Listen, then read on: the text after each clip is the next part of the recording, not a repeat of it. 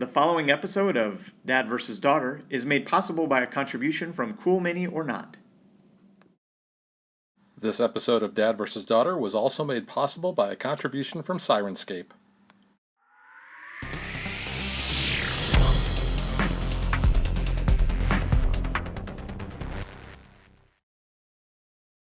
Hi, this is Ben from Sirenscape, and you're watching another awesome episode of Dad vs. Daughter. If you listen really carefully during this episode, you may hear them using the amazing sounds and music of Sirenscape to make their game fantastic. Head over to sirenscape.com, you can download the app for free and give it a try, and then just be awesome. Hello and welcome to another solo play of Dad vs. Daughter. I'm Tim the Dad, and today I am playing through Xenoshyft Onslaught. Now, this is a tower defense game where basically you have waves and waves and waves of enemies, and you have a central base that you are trying to protect. You do that by placing troops with armor or weapons and equipment in a lane, and you are fighting through enemies that are also going to be in a lane. But the enemies, they start face down, so you don't know what is coming, but you do flip over a card and then you resolve the combat. So let's take a look at what is required in the setup, because this game is pretty massive. So not only is this a tower defense game, it's also a deck building game. So what we will be doing through the course of the game is we're going to be buying troops and equipment and weapons in order to defeat the bad guys, and the bad guys are bugs. So if you've ever seen the movie Starship Troopers, this is sort of like playing through that movie in a way, because the bugs that we are going to be facing are just plain nasty. Now, what we are going to be doing as far as our objective is, we have a base that we are going to try to protect. And you have this nice little base counter. Now, in a single player game, the base is going to have a health of 15. Now, every player that you add is going to add an extra 15 to the base's defense or health value. So in a 4-player game, the base will have a 60 health. In a 2-player game, it's going to be 30, and so on. So we're starting that at 15. And then I randomly selected one of the areas in the base that I will be protecting, and I will be protecting the barracks. So the barracks, or all these cards, give you special abilities. So you can see it says at the beginning of the game, add 2 Rangers to my deck. So Rangers are cards that we're going to be able to buy. And then we have Wave 1, Wave 2, and Wave 3 effects. Now, the game takes place essentially over 9 rounds, if you can survive that long. And each round, or each wave, is broken up into 3 rounds. So rounds 1, 2, and 3 represent Wave 1. Rounds 4, 5, and 6 represent Wave 2. And rounds 7, 8, and 9 represent Wave 3. So I'll talk more about these when we get into the gameplay. So you'll notice over here we have a lot of different cards. These are the cards that are going to be our items that we can purchase throughout the game. We have several different types of armor, several different types of guns, and other medical equipment and bombs and that sort of thing. So what we do is we have a deck here that shows each one of those items, and you'll see that's got this little symbol at the end. That basically just means you put this on the bottom, and when you see this card, you know that the pile is empty. However, personally, I don't play with these. I just, whenever you see the word items, you know that the stack is empty, and then on the next turn, you randomly select another item to put there. So what we're going to do, there's a card for each one of the items and weapons and such. We're going to shuffle these up, and then we will use that to select which are the starting items that we're going to have to buy. You'll notice on the back of these cards it says item tracker. So I've shuffled these up, and I will select 9. 1, 2, 3, 4, 5, 6, 7, 8, 9. And I'm going to put the rest of the deck aside, because then I'll draw from it if I extinguish one of the piles. So let's see what we have here. We have the scout ship, or scout drones. We have the MK1 old-fashioned chainsaw, the GHM Vindicator armor, the XMP Titan armor, the Pulsar bomb, the MK2 Plasma Arc Shotgun, the Drop Ship, the Hawkeye Gun Emplacement, and the MK2 Spark Jumper Assault Rifle. So what I'll do is I will take those from this group over here and I will put them in the item spots there as part of our setup. The next thing we have to do is put together our starting deck. So by default, we already start with 4 trooper cards. These are the militia type of troops, and you'll notice that they have abilities here, and it will tell you when these abilities are active. So the militia's ability doesn't happen until wave 2 and beyond, which would be wave 3 as well. The card also shows what the cost is. Now, there is no cost for militia, because unless you have the barracks, which I just happen to have for this game, you can't buy any militia. So you only get the 4 that you start with. But you'll see, here's the abilities here of the militia, and I'll just read that. It says, burn this card from your hand to reduce the cost of any troop card by 1. So you can do that in waves 2 and 3. Burn just means that in the excuse me, that it just goes back to the board. It's out of your hand. It's basically a way to thin your deck. And then I can reduce the cost of any other trooper that I'm buying by 1. This shows the power that the militia is going to have as far as the attack value when it attacks the bugs, and this shows its health. So if it meets or exceeds this, then this card is dead and it goes into your discard pile. So I'm kind of banking on the fact that most of you know how to play certain deck builders. So if there are any questions because you're not familiar with deck builders, then leave a note in the comments and I'll try to address it there. So we start with 4 militia. We also start with 6 Xenoshyft cards. Now, this basically is the currency. So we're going to start with, these are worth 1 apiece, and as we go into the later waves, then they increase in value.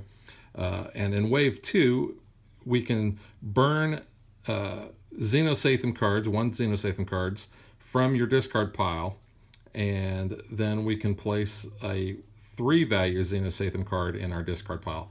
So this is basically a way to get rid of the low cost or low value Xenoshythms and get the more expensive ones in the second wave. So that makes up 10 cards in our hand, plus because of the barracks ability, it says to, at the beginning of the game, add 2 Rangers to the deck. Now the Rangers are up here, and I'll just take those. So now I have a deck of 12 cards. I'm going to shuffle these up, and every turn I'm going to draw up to 6 cards.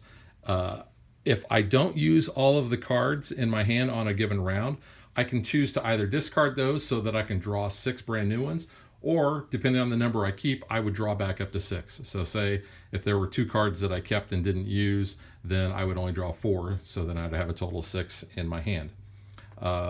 Let's take a closer look at some of these cards that we can buy as far as the troops go.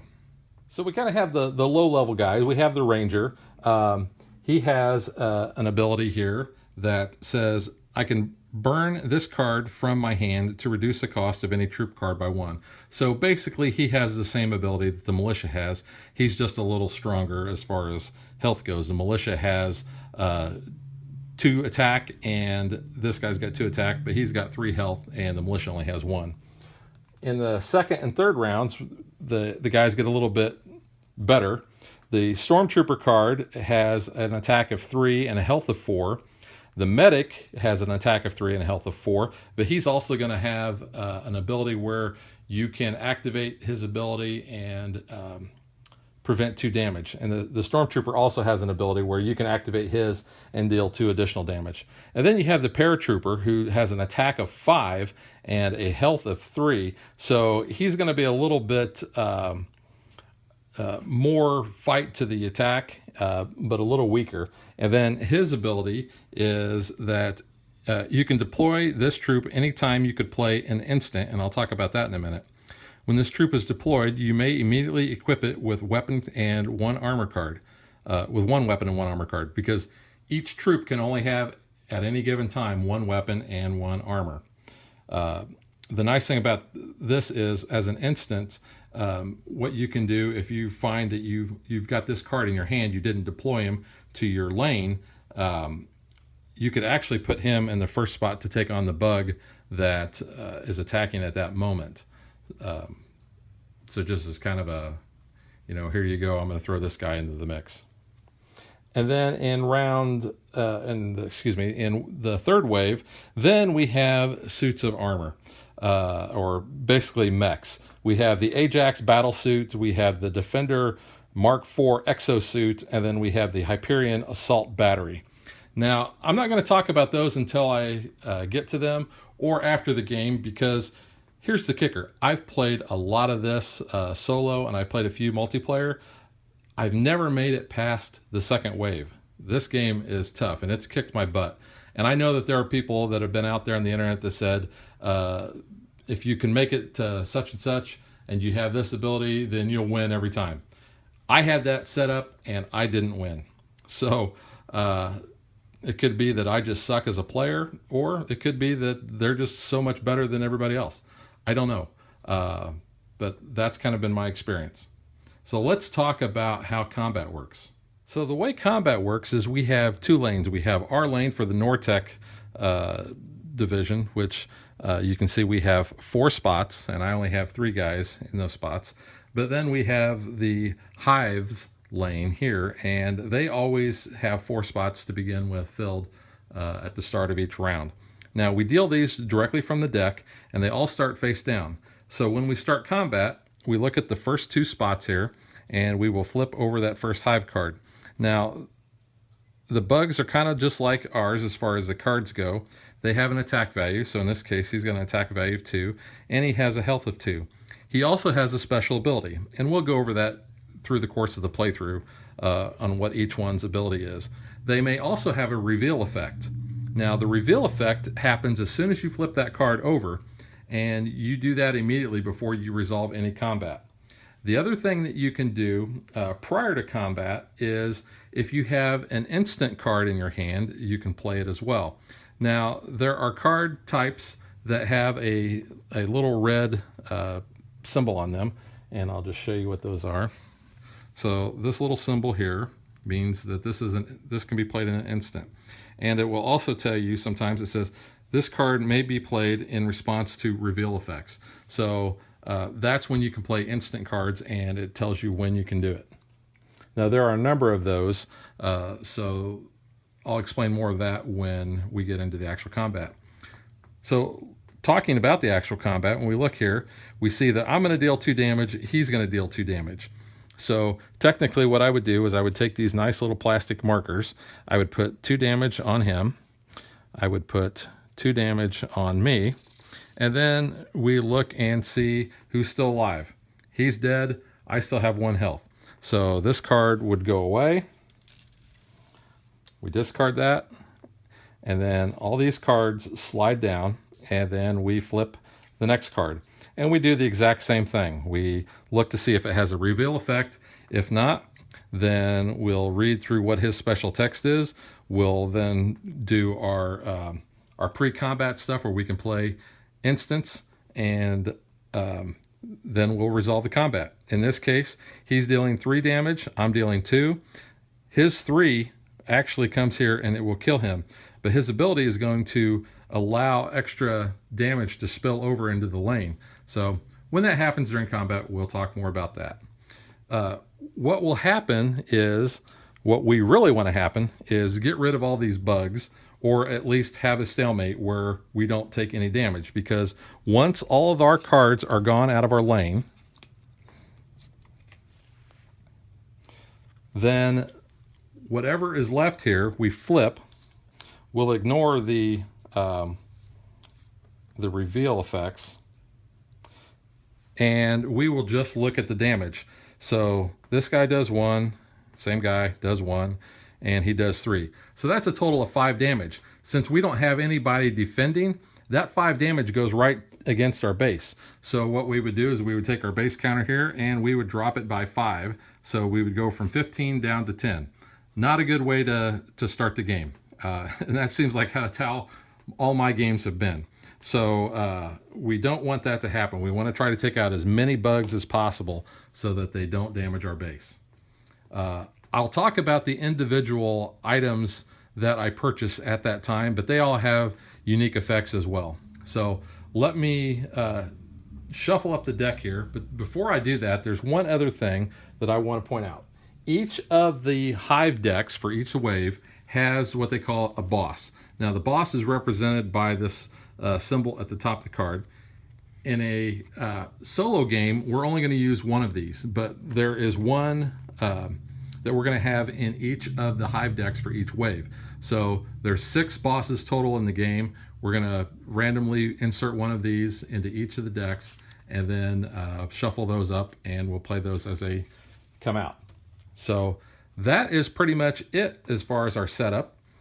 One thing I will point out is this is going to be the first video that we are going to use Sirenscape to kind of add some environmental sounds. So I'm not really going to talk about it during the gameplay. You're just going to kind of hear it.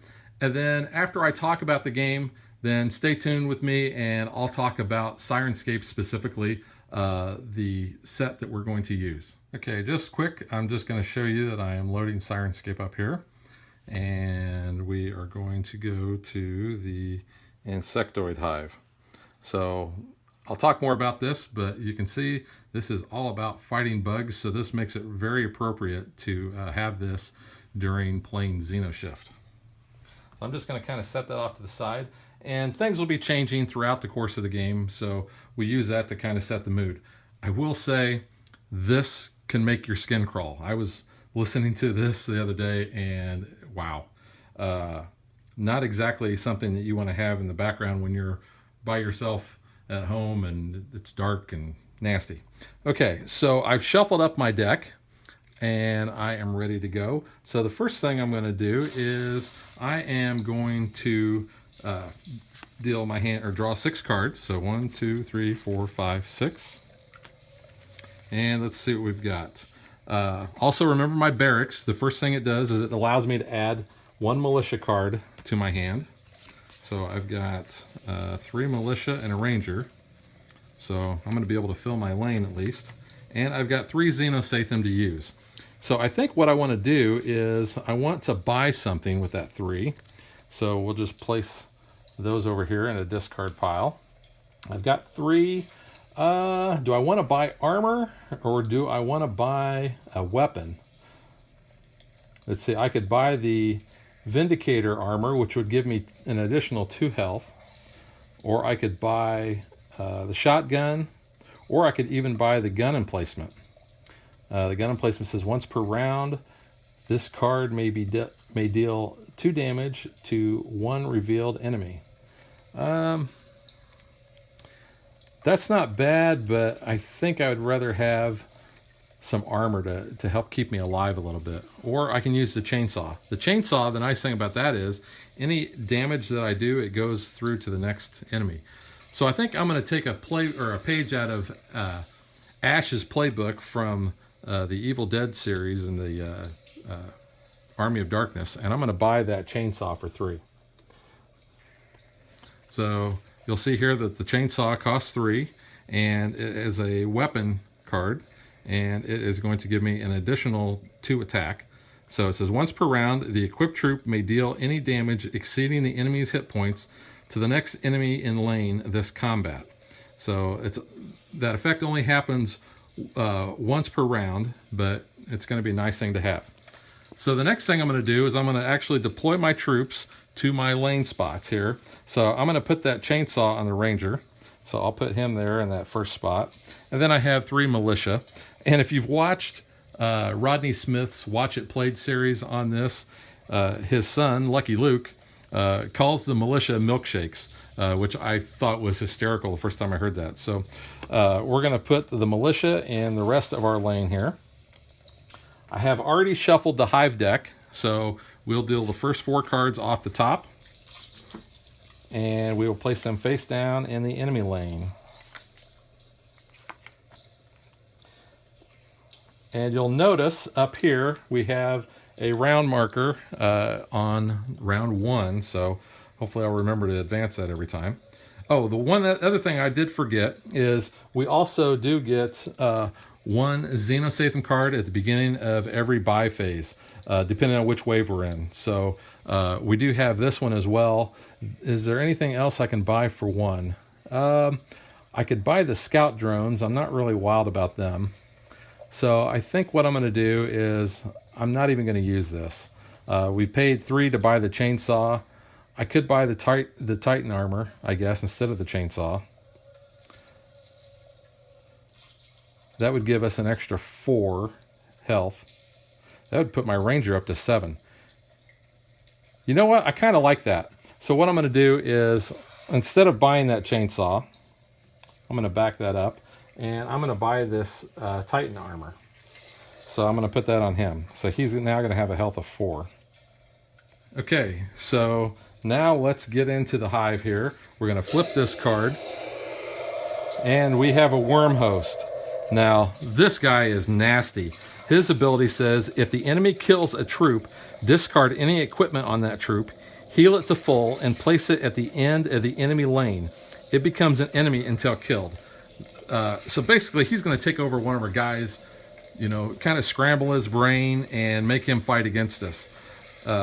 And when I think of the worm host, I think of the Goa'uld in Stargate SG-1, because that's what they pretty much did. They were worms, you know, wrapped around the brain and all that. So let's look and resolve our combat here. He's going to deal 3 damage. I'm going to deal 2. So I'll put his 3 damage on my guy here, which normally would kill him, but because of our armor, it's not. And we're going to do 2 back to him. His health is 1. He's dead. So we just take him and we will discard him as well. Move these guys down. And flip over our next guy. We have the Leech. And he says, each time this enemy kills a troop, it gains +2 power this round. So we'll resolve our combat. He's only dealing 1 damage to us. We're dealing 2. So here's the 1 we're going to put on there. And we're going to deal 2 damage to him. He's still alive. So we'll put 2 damage markers on him. Now, since neither one of us died, we fight again. So I'll deal 2 damage to him, which will kill him. And just for posterity's sake, we'll go ahead and put 2 damage on him.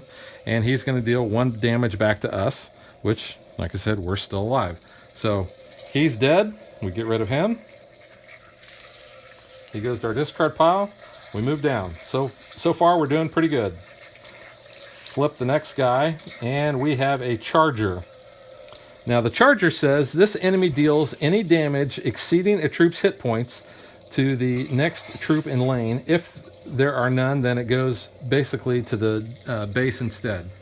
So we deal 2 to him, which will end up killing him. And he's going to deal 3 to us, which will kill us. Because we're already at 5, that would put us to 8, so we're dead. So when our guys die, any equipment on them as well as that card then go into our discard pile. And he is dead. So everybody moves down. Well, let's hope our militia can keep our base safe. So let's flip this guy up. And it's another Charger. So he's going to deal 3 damage, which is actually, because of his ability, is going to take out the next 2 troops. Let's see, does it take out all of them? This enemy deals any damage exceeding the troop's hit points to the next troop in lane. So he's only going to go out and take this guy out. He's going to do 2, so he'll kill him. So this guy is dead. And this guy will die. But the Charger dies. And we still have 1 militia in our lane. So we survived the first round. That is the best first round I have ever had. So now what we do, this guy actually will stay here, and when we do our deployment phase, we can actually move him in our lane, but he cannot come back to our hand. He always, since he's been deployed, he has to stay in our lane. So we have 6 cards left in our deck, so we draw those up for our hand. At the beginning of a round, we do add 1 militia to our hand. And we will add 1 Xenoshyft. So let's see what kind of money we have first. 1, 2, 3, 4. So we have 4, and we have 1 ranger and 3 militia already. So you know what? I think that that Titan armor was pretty good. So I think we're going to buy another one of those. And we're going to follow the same strategy that we used. We are going to place that ranger with the Titan armor in our first spot. We're going to actually move this militia over. So we'll put that ranger there. And then we will put these other 2 militia here. And we have 1 militia left in our hand. So we're not going to do anything with him. He doesn't have an instant ability, so we don't have to worry about that. We'll draw 4 new cards off the top of the Hive deck here.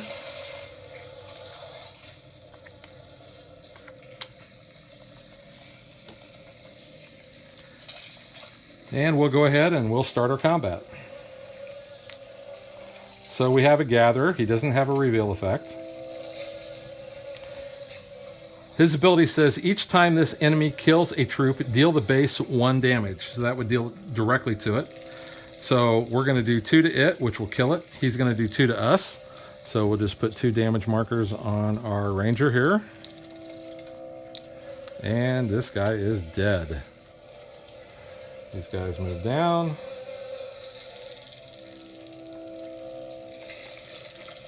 Ooh, shield swarm. I hate this guy. So his reveal effect says, place this enemy at the end of the enemy lane. While in lane, reduce the damage any enemies suffer by 1. So, and I will say that the artwork on this guy looks like he's directly out of Starship Troopers. I watched that recently, and he looks just like one of the big bugs they have. So we're going to slide these other guys down.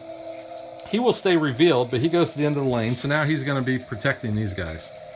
So we'll flip this guy over, and it is a swarmer. I also don't like these guys.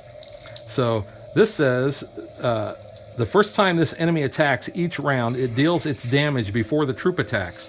So regardless, his damage is always going to go through, which in this case, it's 3. So we go 1, 2, 3, and that puts us up to 5 damage on our ranger. Fortunately, he only has 1 life, so we're going to do 2 damage back to him, and that will kill him. And now, and I will point out that we barely kill him because of that shield swarm, because only 1 damage actually got through on him. So we'll move these guys down. Oh, and I did forget to move my turn marker down, so we are on turn 2, or round 2. Oh no, a worm host. This is not good. But I think we're going to kill him. So we already know his ability is if he kills that troop, then it's going to go to the end.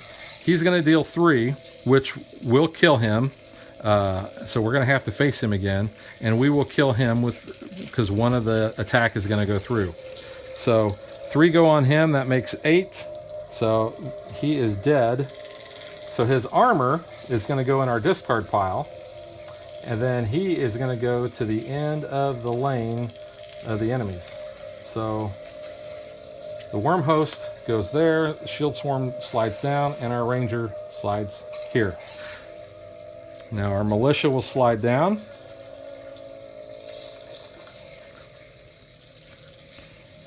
So we don't do anything with the reveal effect because that's already happened.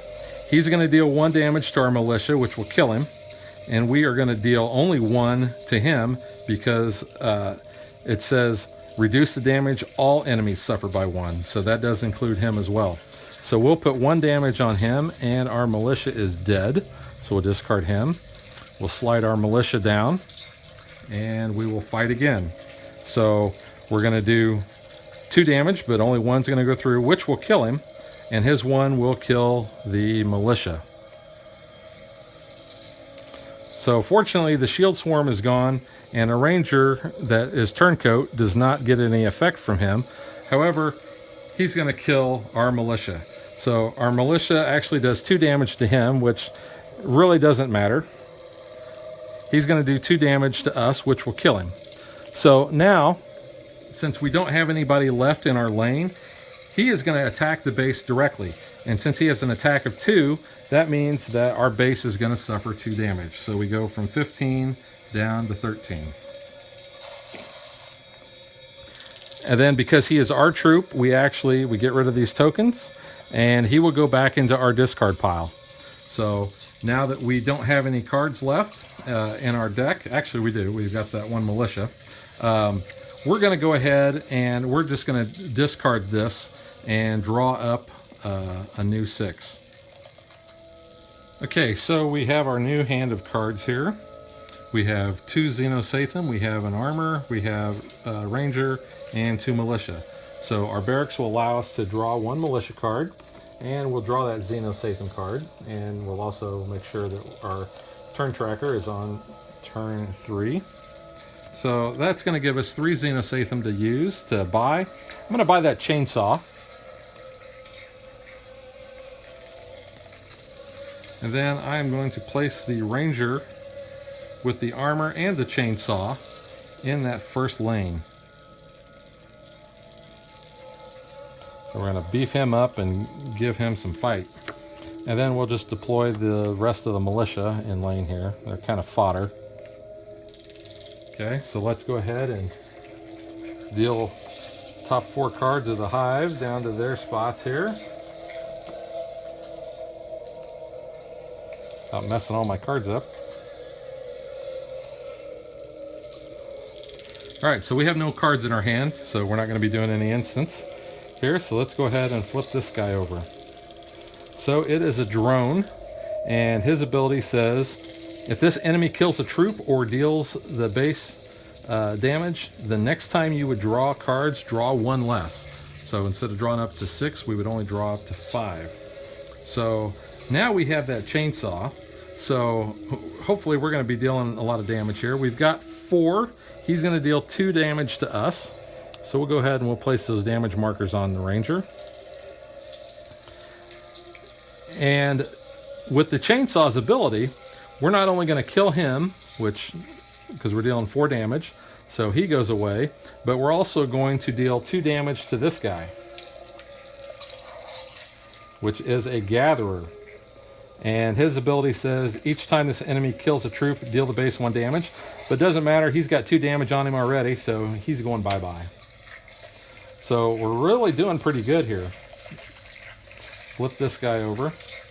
And it is a worm host. So let's fight with the worm host here. We already know what his ability is. He's going to deal 3 damage to us, which takes us to 5. But because of our armor, we're doing pretty good. And we're dealing 4 damage to him. Now the chainsaw's ability doesn't go through because we've already used it. So 4 damage to 1, and the worm host is dead. So we're down to 1 last guy here. And we have the swarmer. And remember, the swarmer's damage happens before the ranger's damage would come back at him. So he's going to deal 3. So our total health is only 7. That puts us at 8. Our ranger is dead without even being able to use any attack. So all his cards go into our discard pile. Our militia now move down, and we resolve combat. He's going to deal 3 to the militia. The militia is going to do 2 back to him. The 1 will kill him. So the militia is going to die, and the swarmer is going to die. So now we still have 2 militia in our lane. So we've protected the base. This is actually going the best I've ever had. I'm probably jinxing myself by saying all that. So let's deal 6 cards, or draw 6 cards from our deck. Move our round marker down to 4. And now we are in the second wave, so all these other abilities are going to kick in. We're going to get a militia, because that's what our barracks allow us to do at the beginning of every round. Now, let's also look at the Wave 2 ability of the barracks. This says, at the beginning of each round, remove all damage from 1 troop. So, anybody that's going to be left over, we're going to be able to at least heal them a little bit. We also still can do the Wave 1 ability as well. So that's adding 1 militia to our hand. We don't have to do that if we don't want to. So if we don't want to keep clogging up our deck with militia, we don't have to do that. But what we will do now, since we are in the second wave, is we will draw up a 3 Xenoshyft card. So we're going to be able to start buying more expensive things. Now, the other thing that we can do is we can go through our discard pile, and if we have 3 Xenoshyft, which we do, we can basically burn those and get a 3 Xenoshyft card in our hand. So it says Wave 2, burn 3 1 Xenoshyft cards from your discard pile. Place 1 3 card in your discard pile. So there's 3. So we will burn those and we will replace that with a 3. So our deck is going to start getting more efficient and having that extra money. So speaking of money, so we have 3, 4, 5, 6, 7 to spend. Plus we have 2 militia that we're probably going to end up burning. So we can now start buying from this row of troops.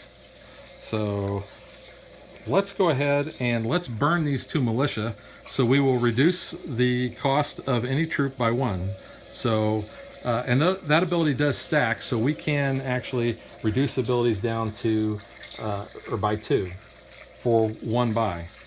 So let's see, let's go ahead and, you know, I could also burn that ranger if I wanted and do the same thing. I think I'm going to do that. So let's burn this ranger. So we've reduced the cost by 3. We still have to pay at least 1. So let's go ahead and I don't have any armor. That would be great on that paratrooper. So let's just go ahead and we're going to buy this stormtrooper, and that's only going to cost me 1. And let's buy, so I've reduced 2. I've got 1 more discount. Let's buy this stormtrooper, and he's going to cost me 2.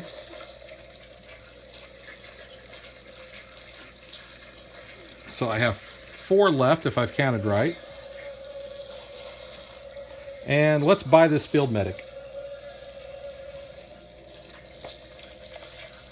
Now I can't take those militia out, but I can move them. So what I'm going to do is I'm going to deploy my field medic to my last spot there. I'm going to move my militia guys down. And I'm going to put one of my stormtroopers right there in that first spot. So now that we are done with the Wave 1 Hive, we move to the Wave 2 Hive. So the bad guys are going to start getting a little more dangerous.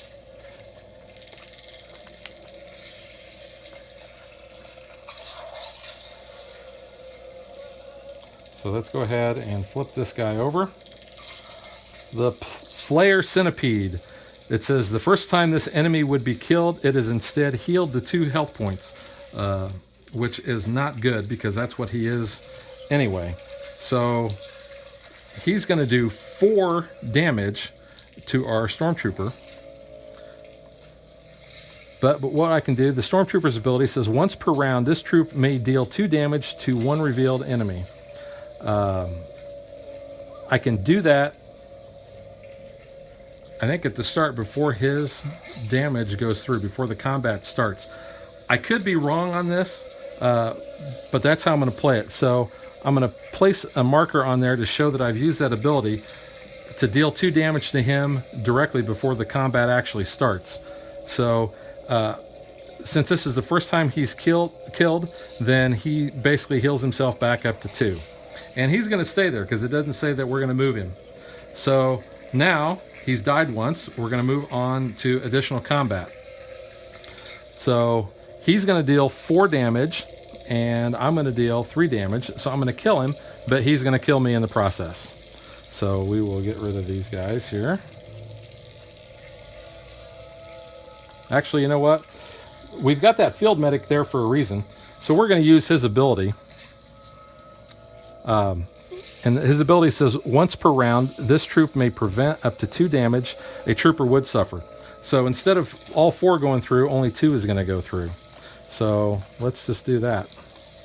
And the Flare Centipede is dead. So move these guys down. And flip over the next guy. Oh, it's another Flare Centipede.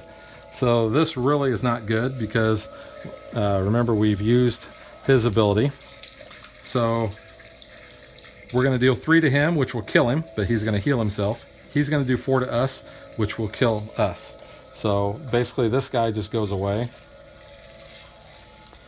And the centipede has been killed. I'm going to go ahead and I'm just going to put that on there to show that he's been killed at least once. So now it's time for the militia to fight him. The militia is going to do 2 damage to him, which will kill him. And he will do 4 to the militia. I'm not going to bother putting the markers on there. So he's dead and the militia is dead. So move everybody down. Oops, wrong card. I didn't see that. You didn't either. This is a Prowler. So the Prowler has a reveal effect, and it says deal the first trooper in lane 3 damage. So that is just going to kill the militia guy right off the bat. So that's not good. So our field medic will move down, and we're going to do 3 damage to it, and he's going to do 4 to us. So that's going to kill us both.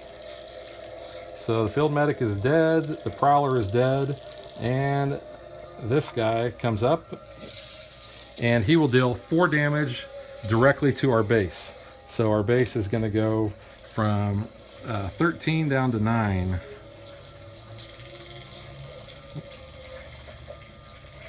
Whoops, wrong way. There we go. So our base is now at 9. So we still have a stormtrooper in our hand, so we're going to keep that. So we're going to draw up to 5 cards. 1, 2, 3, 4, 5. So we now have a total of 6. We're going to get a militia, and we're going to get a number 3 Xenoshyft. We are on round 5 here. So let's first look at our discard pile and see if we have 1 Xenoshyft. So 1, 2, there is 3. So we will burn these and add a 3. And look at our hand. We have a militia card. Actually, we've got quite a few militia. So let's go ahead and we're going to burn these 3 militia to get a discount of 3. So I have 5 Xenoshyft to spend. So with that 5, I'm going to buy this guy for 1. And I think I'll buy another, well, you know what? I'm going to buy this paratrooper for, I said 3 discount, so I used 2. This is going to cost me 2. So I've used 3. I've got 2 money left basically to spend. And I think I'm going to buy that shotgun, the plasma arc shotgun. Okay, so I think what I'm going to do is I will go ahead and I'm going to deploy my stormtroopers. And I'm going to hold the paratrooper and the armor and the gun for him until we see what our bad guys are. So let's go ahead and put our 4 down.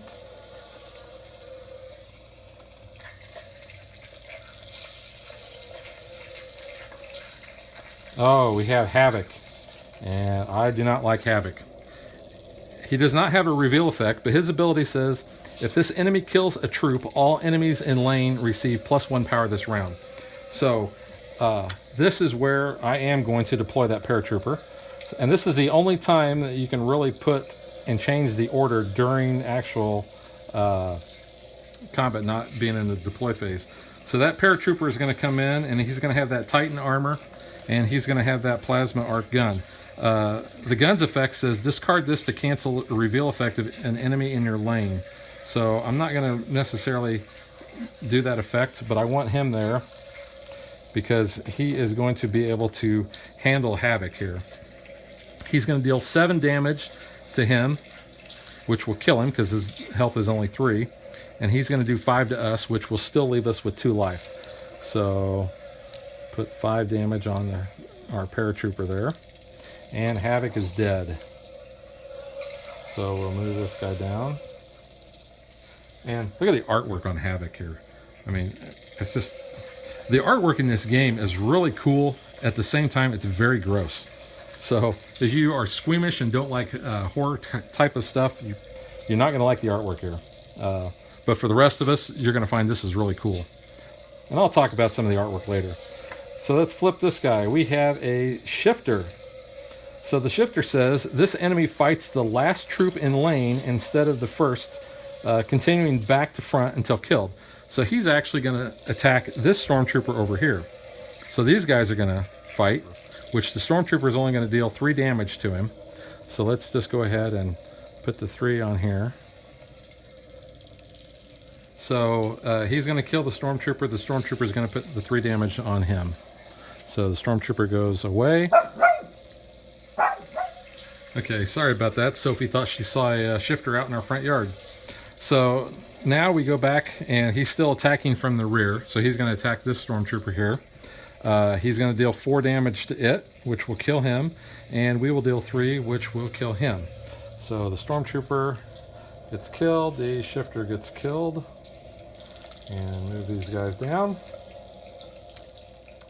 The Quill Beast. Well, it's a good thing we don't have anybody left in our lane, so the Quill Beast isn't going to be able to harm them, because his ability says this enemy deals 1 additional damage to the first 3 troops in lane when it attacks. So it's actually going to deal 3 damage to us, and it has a health of 6, but we're going to be dealing 7 to that as well. So we're going to kill him, and he is going to deal 2 damage to us, which will kill us, because it's the first 3 troops in the lane. So he's going to deal 3. So I just want to make sure I pointed that out. He's dead. Quill Beast is dead. So we got one last guy here, the Butcher, and he is going to deal 2 damage directly to our base. So our base now is going to go from 9 down to 7. But I do want to point out this is the furthest I've ever made it through this game. So we're going to go to round 6, and let me shuffle up, and we'll get back. So I still had 1 militia in my hand, so I drew 5 cards. So I still have, I've got 2 militia, and I've got, let's see, we're on round 6. I'll take 1 Xenoshyft, and I will take 1 militia.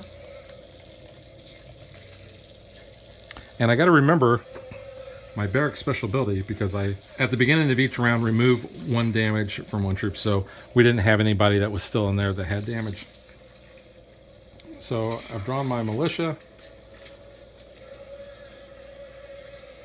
and I've drawn my Xenoshyft. So let's see what we got here. We've got 7 Xenoshyft to spend, and we've got 3 militia. So I'm going to burn those 3 militia to get a 3 discount. So let's go ahead, and I got an armor and a chainsaw. So I'm going to buy a paratrooper, and with my discount I'm going to say I'm still paying 1. So that's going to give me 6 more. I think I'll buy a stormtrooper, and that's going to cost me 2. And do I want to buy anything else? So with 4 left, I think I'm going to buy this pulsar bomb. And that will do it for my spending. So put those in the discard. So what I'm going to do is I'm going to deploy that pulsar bomb at the beginning, and then I'm going to put the stormtrooper next. And then I'm going to hold on, like I did last time, I'm going to hold on to this paratrooper and my armor and my chainsaw.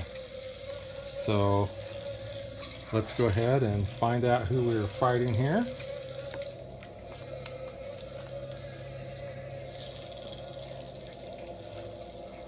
Actually, after thinking about it, I don't think I can put that pulsar bomb there because it is an instant effect. So I think I have to hang on to that. So what I'll do instead is I will hold on to the pulsar bomb in my hand, and I'm going to put that stormtrooper there.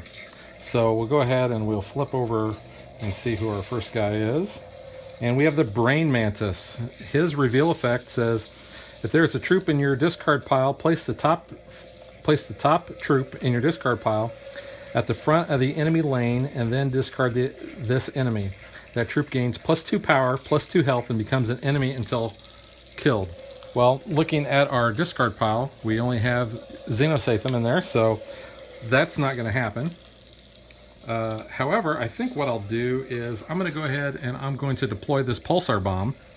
which says this card can be played in response to reveal effects. Deal the first enemy in lane 3 damage and cancel any reveal effects it has. So, not that it really matters, but so I'm going to deal the deploy the pulsar bomb. It's going to go off and do 3 damage to that brain mantis. So we'll put 3 damage on him. And now we'll do combat between the brain mantis and my stormtrooper. So my stormtrooper is going to do 3 to him. And he's going to do 2 to the stormtrooper. So this will kill the brain mantis. And we will slide these guys down. Oops. Alright, so let's see what we got here. Another brain mantis. Okay, so now let's go ahead and again, his reveal effect is not going to have any effect because we don't have a troop in our discard pile. So I am going to deploy my paratrooper with that Titan armor and the good old-fashioned chainsaw. So we're going to move this stormtrooper back, and our paratrooper comes jumping in there. Okay, so they're going to fight.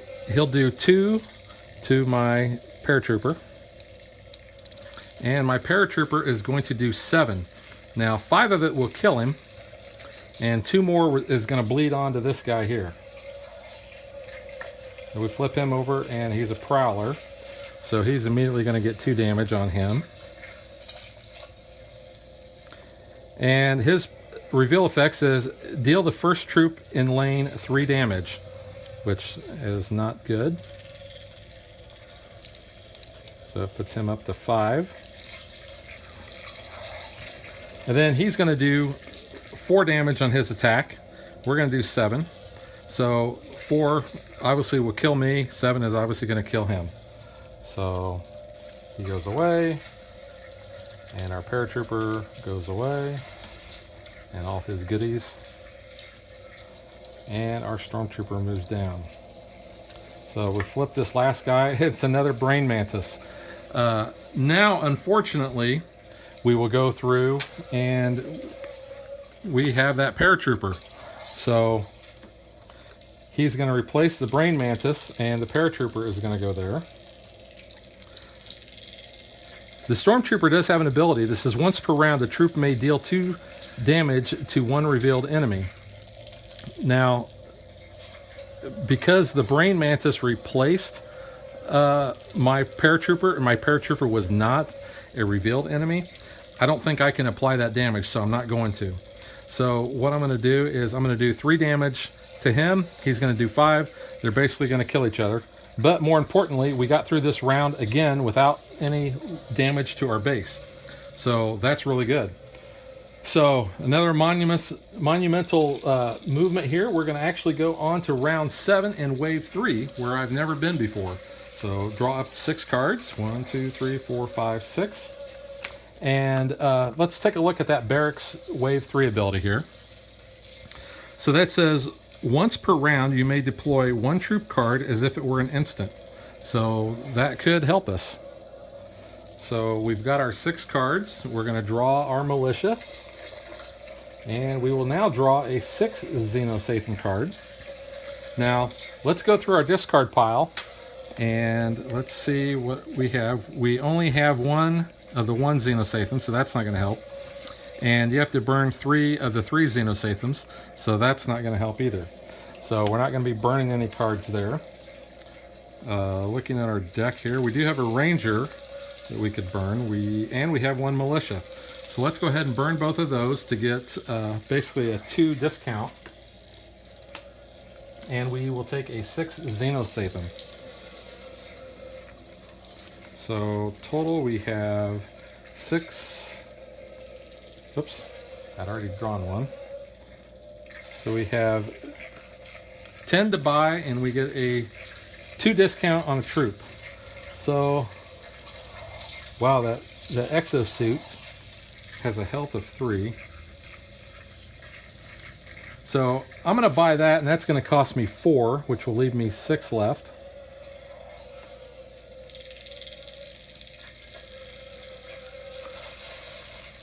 And let's go ahead and I don't have any weapons in my hand. So let's go ahead and let's buy him a chainsaw. So we still have 3 left.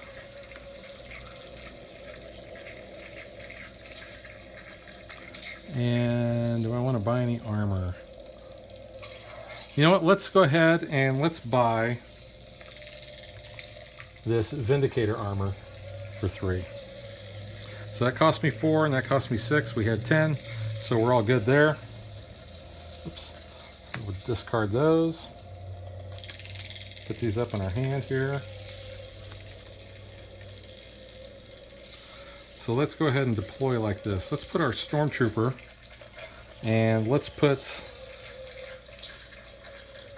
let's see. Actually, let's do this. Yeah, let's keep our Stormtrooper there.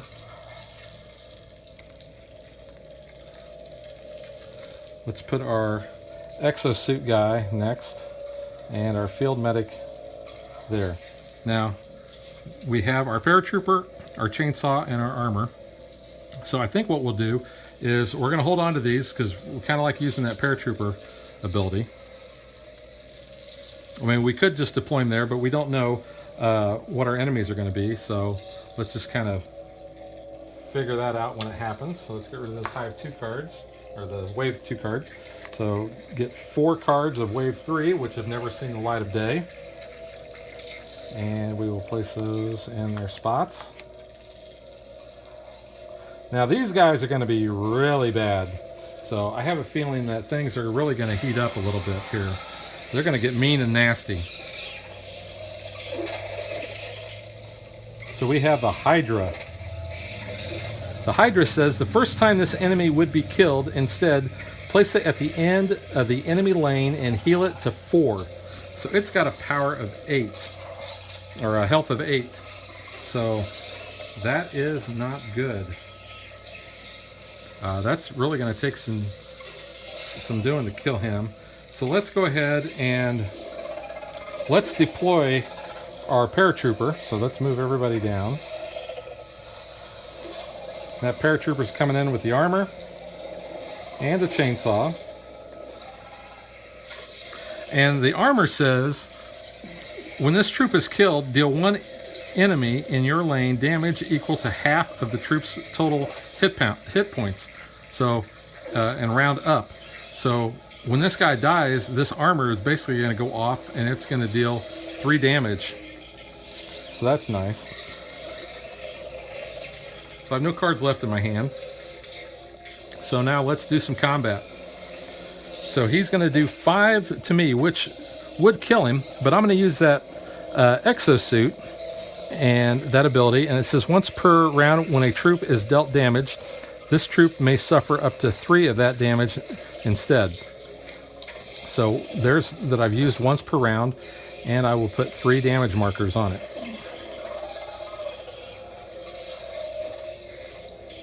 Okay, so since he's getting 3 of that, 2 is still going to go to the paratrooper. However, I'm going to use my field medic's ability, which says once per round this troop may prevent up to 2 damage. So my paratrooper hasn't suffered any damage yet. He's going to deal 7 damage to the Hydra, which is unfortunately is still going to leave him alive.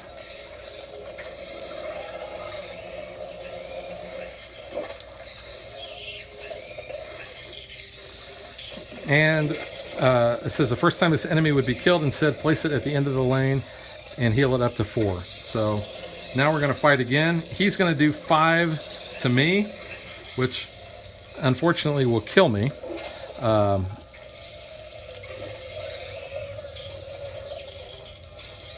I'm going to deal 7 to him, and with the chainsaw, that's going to go, 1's going to go here, which will be 8. But then 6 is going to go onto this next guy, on the Berserker. So let's put 6 on him.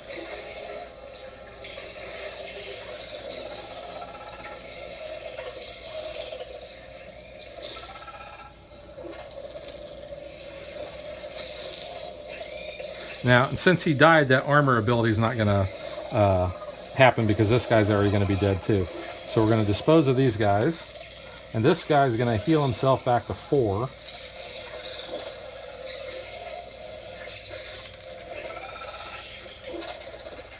And he's going to go to the end of the line. So we'll move these guys around here.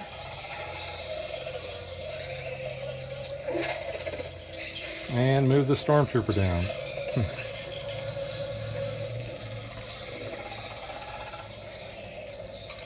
Okay.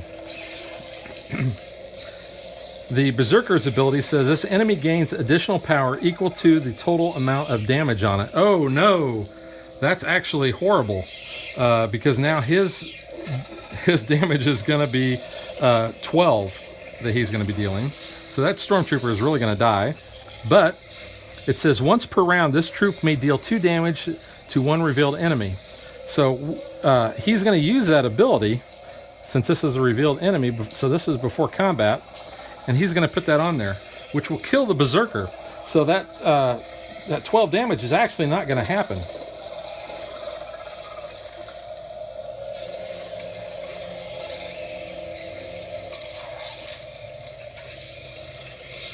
All right, so now we're going to slide everything down. I hope I played that right.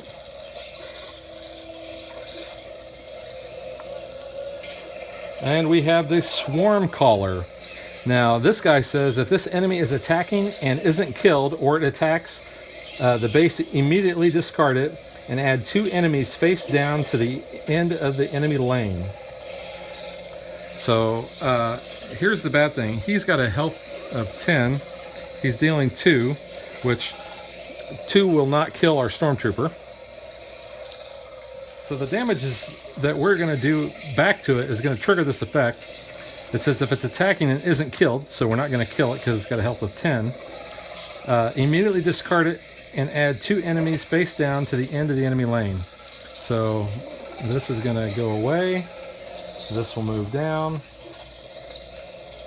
And 2 more face down. So this is really not looking good, considering our base has only got a health of 7. So we're going to flip this guy over. It is a bomber. Each time an effect deals this enemy damage, deal the base 3 damage. So we're not doing any effects on it, we're just doing normal combat. Unfortunately, this is not going to be good. So we're going to do 3 damage to it. So it is going to do 10 damage to us. So that will kill the stormtrooper. And these guys will move down. So this is kind of like 2 heavyweights fighting. So now we're going to go ahead and we're going to do 3 damage to that, which will kill it. It will do 10 damage to our defender suit, and it will kill it as well.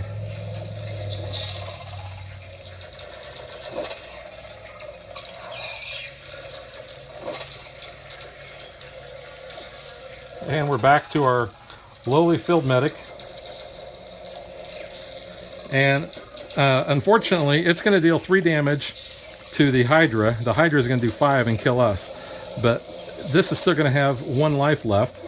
So its damage then, after it kills our field medic, this is all going to go against our base. And considering our base has a health of 7, this really is not looking good. This is where we need some big guns to kind of help us out. But unfortunately, our base is left defenseless.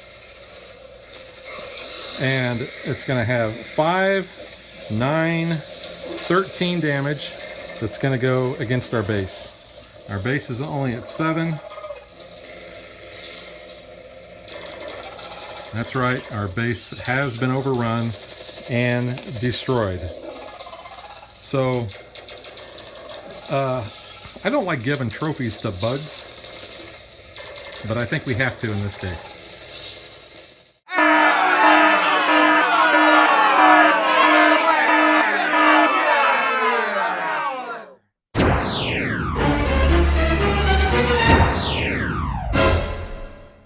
So the bugs have overrun our base. Nobody's left alive. You can hear the flies kind of buzzing around our dead corpses as all of our troops are lying mangled, and you know the bugs probably feasted on them anyway, so there's guts and entrails and everything else all over the place. So not a pretty picture. So let's get to what I think of the solo game.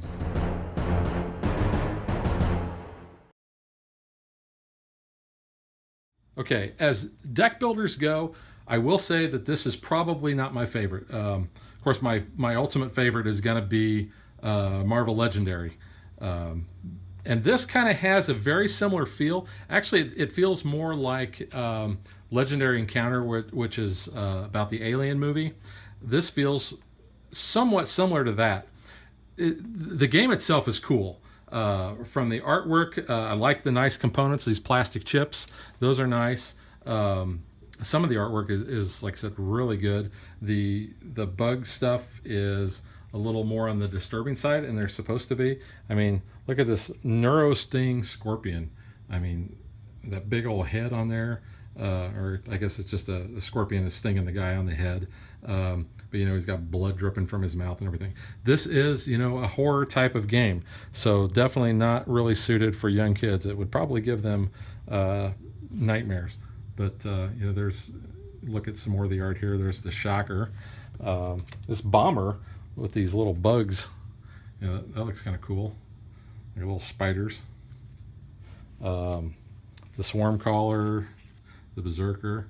You know, all the artwork is really cool. The little base mechanism here, it's nice. You know, you put it together, it's got these little wheels on there so you can dial up what you need. Gameplay, I think it's really neat because the ability that most deck builders have, or the mechanic, is when you buy something, it goes in your discard pile. Here, it goes right into your hand, so you're able to use it right away. So you can strategically kind of, you know, pick and choose what you need. Where this differs from the multiplayer game is you saw that I did not run out of items up there. In the multiplayer game that I played the other night with 4 players, we ran out of probably half of the items through the course of our game, and we only made it to round 6. Here, this was a personal best. I made it to round 7, made it into wave 3, so you know, I'm happy for that. This is a good game. This is a challenging game, you know. I said earlier that I've never won, and clearly I still have not.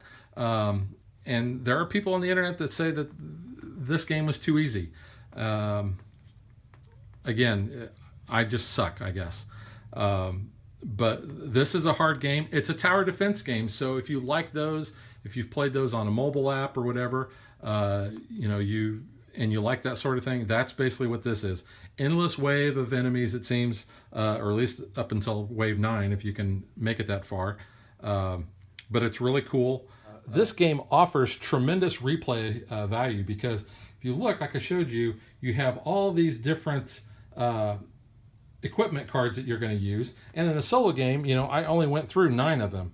The troop cards are always going to be the same, but if you look at the decks of the Hive cards here, you know, we probably went through, at least with the first and second ones, we maybe went through half the deck. So you're going to have those have different bugs come up, and we didn't even have the boss ones come up here. Like there's the Flesh Ripper Hornet. You know, he's kind of nasty, but really cool artwork. So yeah, tons of replayability on this. Here are the various areas of the base that you're going to be being able to play and protect. So there's the science lab, you have the med bay, you have the armory, you have the weapons research, you have the command center, and you have the barracks that I used. So there's 6 of those. So even in a 4-player game, you're still going to have 2 that you're not going to use. So that does add, like I said, to the replayability on this. The other thing I didn't really mention in the multiplayer game, because since this was the solo one, was that when you are putting your troops down in your lane, this is a co-op game as a multiplayer. So what you can do is you can actually deploy to other players' lanes. So say, for instance, I had, you know, a couple of troops in my hand that I wasn't going to be able to play, and somebody had a bad draw where they had mostly money, and they had all equipment or all weapons, and they weren't able to put very many of their troops down, is I can actually deploy to their lane. Now, once I do that, then I'm not going to get those cards back, but I could deploy any troop with armor and a weapon on there, and that player is going to gain that. It's going to be part of their deck.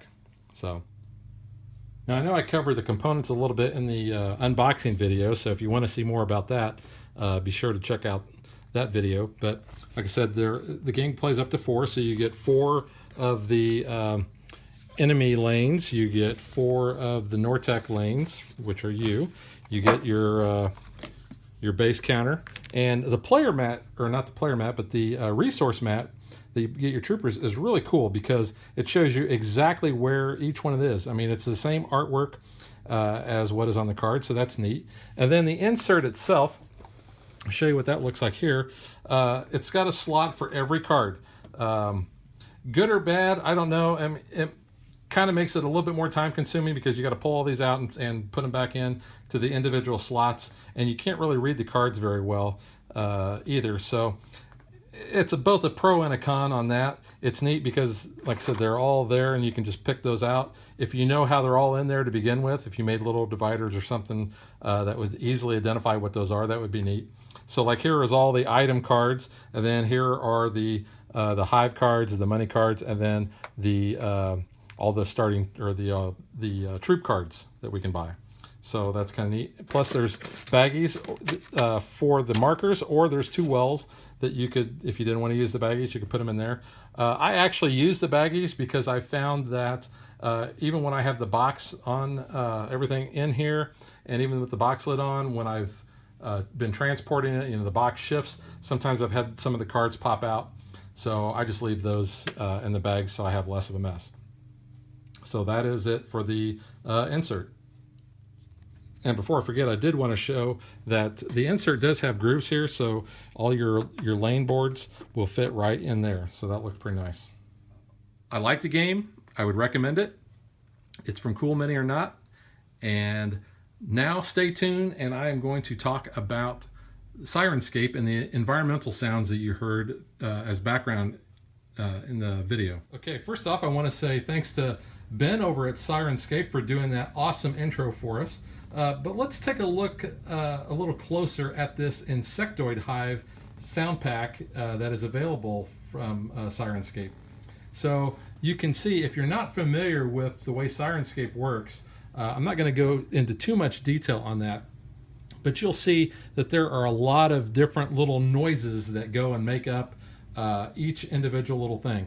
So like when I was first starting the game, I chose this, which says there's something in here. So it's kind of like, you know, you're going into an area, you just hear some little things kind of moving around. You got some little ambient noise there, but then you want to ramp it up a little bit. You got hive crawling, and you'll notice the sliders and everything moving there to increase the volume of those. You'll see how it's cycling through those different sounds. So it's merging all of these sounds together to create this environment.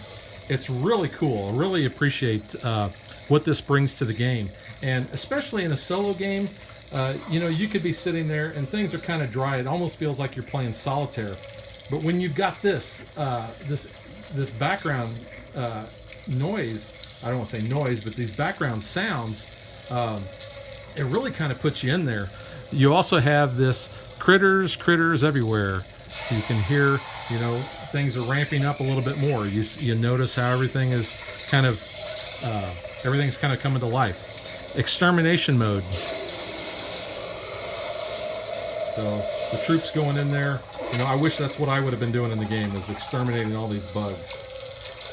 You can hear the lasers going off there. You have both barrels. You hear like a shotgun going off.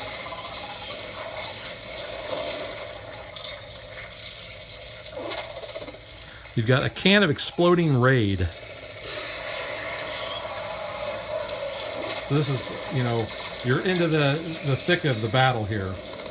You hear, you know, laser guns, and you hear, you know, conventional machine guns and things going off. And then you have the rotting corpse, which is what I used at the end of the game after I had been defeated. So you just pretty much, this is kind of the aftermath. It's a lot quieter, gives you more of that ambient feel to it. You also have various things here that you can try, like here's a flamethrower. You can hear the flamethrower going off. I didn't have a flamethrower in my game. You can see it all sounds very realistic. You know, I'll go through the rest of these here. Yeah, I could have used that during the reveal when I flipped over the thing. Here we got a detector. And then missile impact.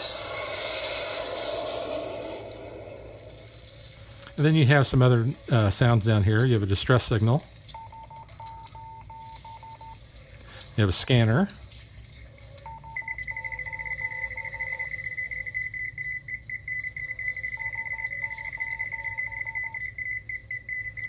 You have a capital ship gun.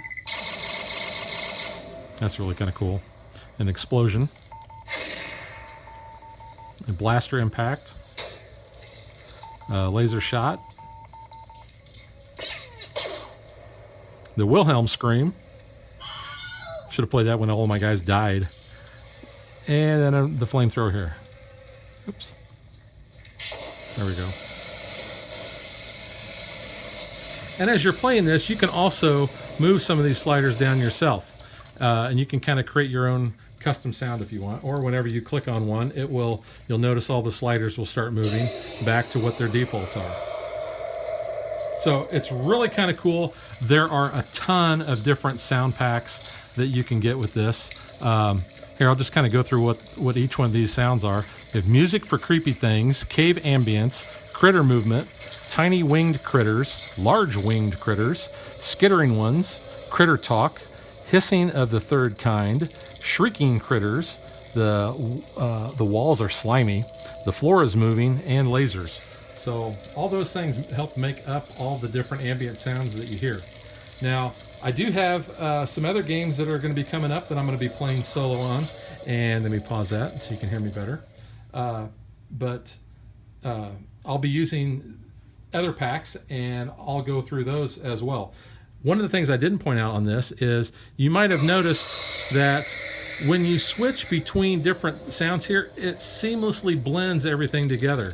So you don't have like a disconnect. And you can put all these other things in on top if you want, you know. And you can just really create your own environment. And that's really what this is for, is to create all that, to really put you into the game. So we really appreciate Sirenscape helping us out with this. And that'll wrap it up. If you want to learn more about Sirenscape, go out to their website and you can see all the different packs. You can hear the sounds that each pack has, because this is, I mean, if you look here, there are just a ton of different packs that you can have here. And here's a free one that comes with this Alien Cantina, and you'll see, and you can hear how that's going to come into play. Just great background. So on that, we're going to say we'll catch you guys next time.